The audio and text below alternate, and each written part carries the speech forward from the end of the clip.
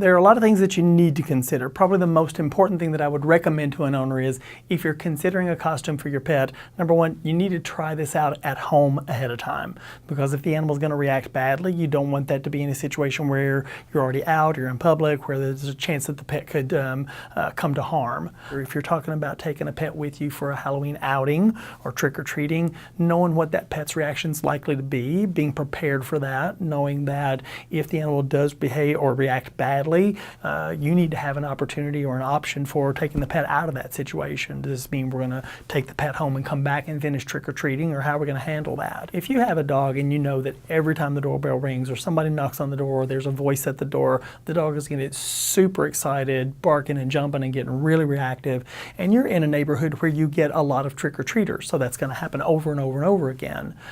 Couple of things that you can consider. One, take the pet to another part of the house, put them in a room by themselves, play some music or a television, something so that there's audio sounds that will cover up noises from the door, from the doorbell, from the children at the door.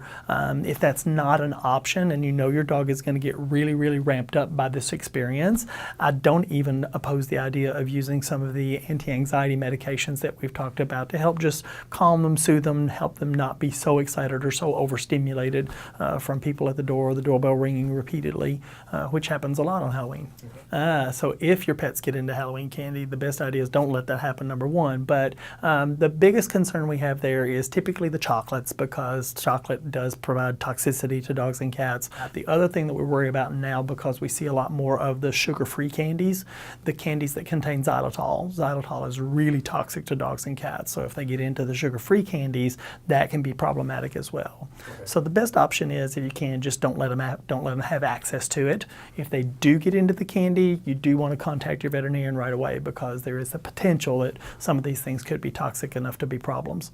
If it's an outdoor cat and they are amenable to being indoors, I would say suggest for the Halloween night, keep them indoors to keep them away from danger and things that they could come in contact with.